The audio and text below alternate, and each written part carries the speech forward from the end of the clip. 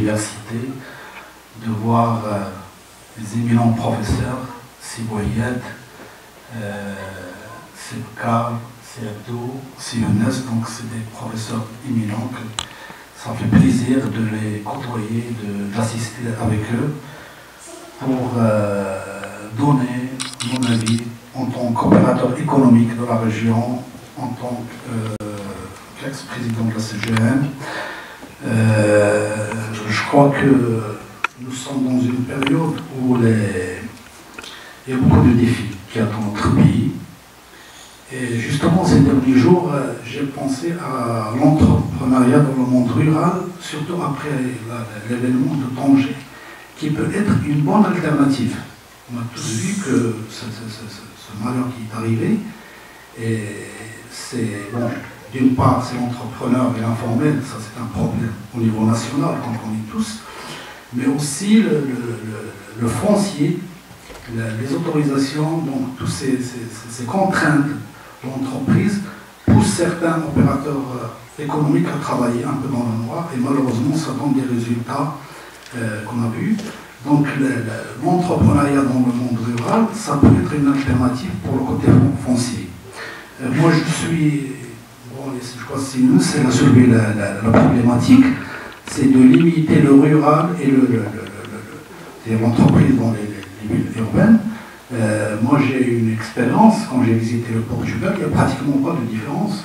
On va dans le rural, on trouve des sociétés d'automobiles, dans des villages de 5000 habitants. Le foncier n'est pas cher. Moi j'ai eu des fonciers qui a 5 € à 1 € symbolique. Donc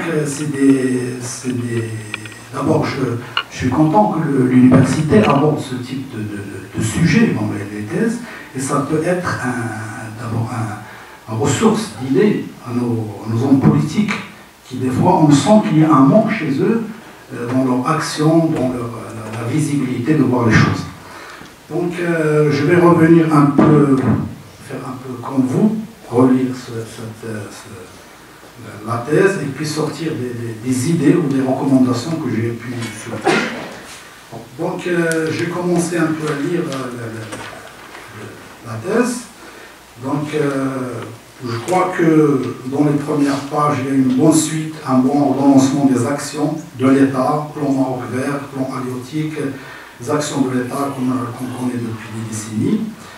Vous avez aussi parlé de l'esprit d'entreprise, j'ai vu dans la page 31, vous parlez de notables, de nomades, d'entrepreneurs. Donc j'ai bien aimé de la définition du notable. Donc vous dites qu'il a une légitimité territoriale forte, par contre sa compétitivité sur le marché est faible. C'est un pic qui recherche des rentes de situation. Je crois que c'est une bonne définition, donc c'est là l'apport de l'université, c'est de montrer aux décideurs politiques les changements qu'il doit y avoir. Aujourd'hui, on doit avoir affaire à des entrepreneurs, donc pas à des notables. Il y a aussi, je crois que vous êtes rentré par la suite dans des théories économiques qui sont très intéressantes, malgré la remarque que je vois au niveau de, je crois, la page 58. Vous parlez de... Voilà. Donc c'est le modèle de Greiner, je crois, de 1972, où vous parlez, vous avez un diagramme, vous avez la croissance de l'entreprise, vous avez la croissance de la créativité, c'est ça, et puis les crises que peut rencontrer l'entreprise.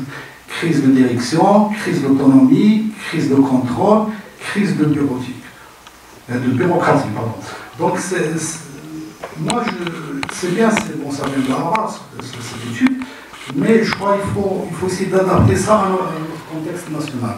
Bon, nous, au Maroc, dès qu'on démarre, il y a la bureaucratie. Donc, dès la création d'entreprise, dès que vous êtes pour enregistrer la société, déjà on vous case pour les impôts dont on ne sait même pas où.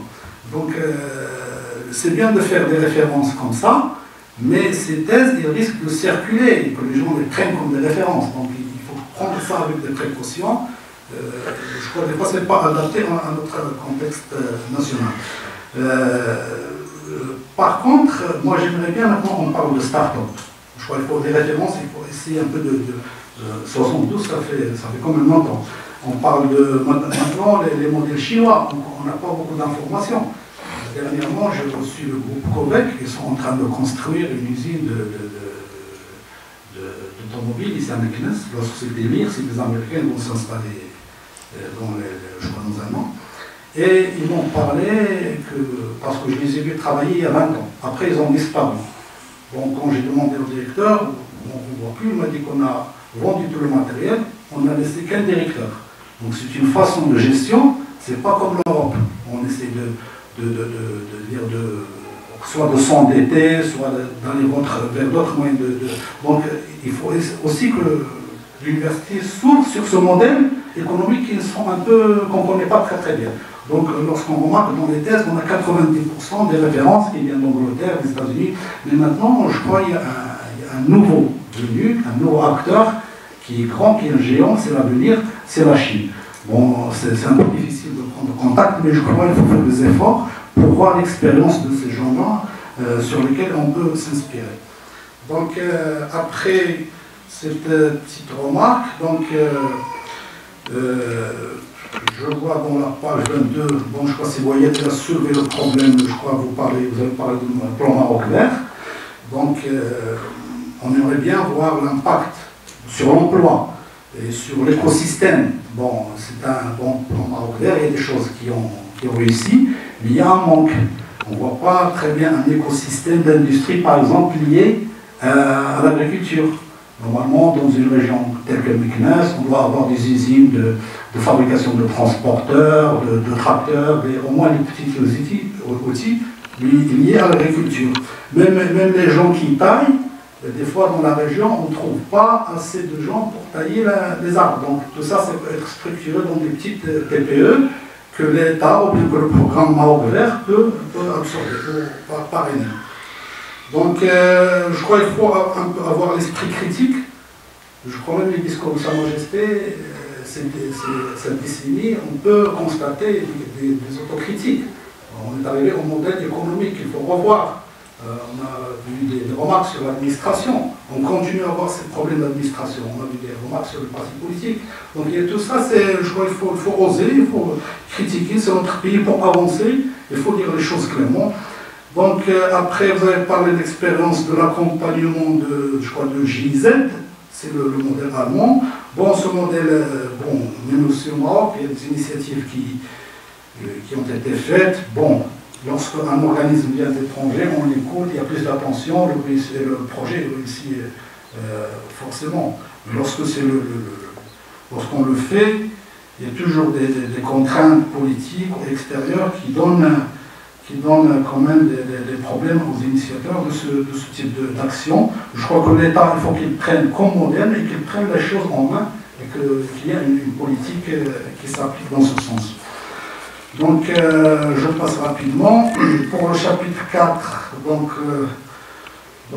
crois pour les organismes, voilà, la page 168, là, vous avez regroupé tous les organismes qu'il y a, le CIRI, l'ANAPEC, la Fondation Mohamed 5, les ONG, Istithmar, Mouakaba et Ndelaka. Donc, vous avez donné ça en vrac. Donc, c'est des outils qui sont un peu... C'est des outils, mais il n'y a pas une visibilité. C'est des parties... C'est pas tout le puzzle, c'est des morceaux. Il y a certains parties qu'il faut revoir. Par exemple, Ndelaka, ça vient de démarrer. Il y a des lacunes. Les jeunes, lorsqu'on les reçoit, il y a des manques dans leur business plan, ils ne trouvent pas de business plan. Le programme Mouakaba, je crois, Istithmar, il a montré des lacunes dans le processus administratif. Donc tout ça, il faut sortir avec des recommandations, lui dire, voilà, ça ne marche pas, l'ADS, ça ne marche plus, par exemple. Ça doit être revu. Donc il faut donner un peu la visibilité et le chemin à prendre. Bon, heureusement, dans la page 171, j'ai retrouvé des recommandations. Vous avez parlé de soutenir davantage le projet de promotion donc, de la culture entrepreneuriale, ça c'est bien. Mettre un espace d'information de proximité, c'est le centre de proximité qu'on réclame. Il faut qu'il soit, que ce soit dans le rural, que ce soit dans l'urbain. Les jeunes, ils sont formés, ils ne savent pas où aller pour faire une entreprise ou créer une entreprise ou être orientés et coachés. les jeunes, ils cherchent qui peut leur faire un business plan. Donc, ça, donc la solution, je crois que ça doit être au niveau national, c'est des centres de proximité pour les deux cas. Donc, en général, je crois qu'il fallait rajouter, c'est que le rural au Maroc, c'est une opportunité, donc je viens de le dire, surtout pour le foncier. Je crois qu'il y a un manque de foncier énorme pour les zones industrielles dans l'ensemble du territoire. Finalement, je crois, donc il faut une vision de l'État. Il faut revenir, je crois, le rôle de citoyen d'université, de dire à l'État, il faut revoir un peu votre politique, voire plus grand. Aujourd'hui, il y a le marché africain, on a des bonnes relations avec les pays du Golfe, on a des bonnes relations avec l'Europe, avec l'Amérique latine. Tout ça, il faut recenser les marchés qu'on peut avoir, il faut revoir les demandes, ce qu'on peut exporter. Donc il y a pas mal de choses à exporter vers ces pays-là. Rien qu'en Afrique, maintenant, le Nigeria, ça fait pratiquement 200 millions d'habitants. En 2050, ça va être 400 millions. Donc rien que la population de l'Afrique subsaharienne, c'est 1,1 milliard. En 2050, ça va être 2,3 milliards. Donc je vois tout ça, c'est comme ça que la Chine raisonne. Il voit un peu les choses avec une grande vision. Je crois que le Maroc, il est temps de voir, surtout pour le côté agriculture, le côté un peu industriel qui commence. On vient de voir les premiers pas, puis l'automobile qui vient avancer. Donc je crois qu'il faut qu'il y ait une politique de l'État, plus bien sûr une vision de la région qui peut aussi prendre l'initiative. Si on prend la région de Fès-Bénas pour exporter nos produits agroalimentaires, ça peut être une bonne initiative. Surtout par les partenariats entre les villes. Donc, je crois que je vais un peu parler rapidement. Ça serait bien de lancer avec l'université un club économique. C'est-à-dire, en général, les partenariats entre l'université et les institutions, ça reste un peu, il y a moins d'implication. Mais j'aimerais bien qu'il y ait un mixage, que l'université lance un club économique qui peut donner des pistes comme ça pour la région, donner une banque de données, une banque d'idées. Donc ça peut être... et puis l'université, elle garde toujours son rôle. Son rôle, sa crédibilité, on l'écoute. Je crois que c'est une bonne chose. Et les choses que vous faites avec le secteur privé, ce rapprochement même dans l'élaboration des doctorats, c'est une bonne initiative. Je crois que j'ai tout dit. Il reste à juger sa thèse. Je crois que, comme disait Aristote, un livre est bon si l'auteur dit tout ce qu'il faut, rien que ce qu'il faut et comme il le faut. Je crois que une bonne partie de ça a été dit, on ne voit pas la totalité. Donc je tiens à vous remercier et je vous félicite pour le travail que vous avez fait. Je remercie mes collaborateurs. Merci encore une fois, c'est cher. Il faut dire que j'ai beaucoup apprécié vos plaidoyers. Alors là, le plaidoyer par rapport à la nécessité d'adapter les schémas théoriques à la réalité, l'homme qui connaît très très bien le terrain, sa complexité, etc. Et d'autant plus qu'il s'agit du rural, alors il fallait faire cet effort d'adaptation, d'adéquation entre, dans certains passages du travail. Votre plaidoyer pour s'ouvrir sur des modèles autres que, bien évidemment, les modèles qui sont connus en la matière. Votre plaidoyer pour monter un club économique, que l'université monte un club économique dédié à la réflexion, à l'articulation avec les acteurs, notamment territoriaux. Ce sont là autant d'idées, bien évidemment, très très pertinentes qu'il faut valoriser. J'ai aussi apprécié ce que vous avez dit à propos du Maroc plan vert. Et là, je crois que, en plus de l'effort fourni dans la thèse pour la lisibilité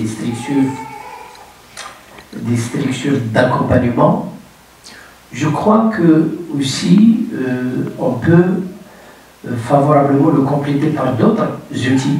Je pense notamment à une cartographie des métiers, des secteurs les plus importants pour orienter les jeunes vers vers ces créneaux-là.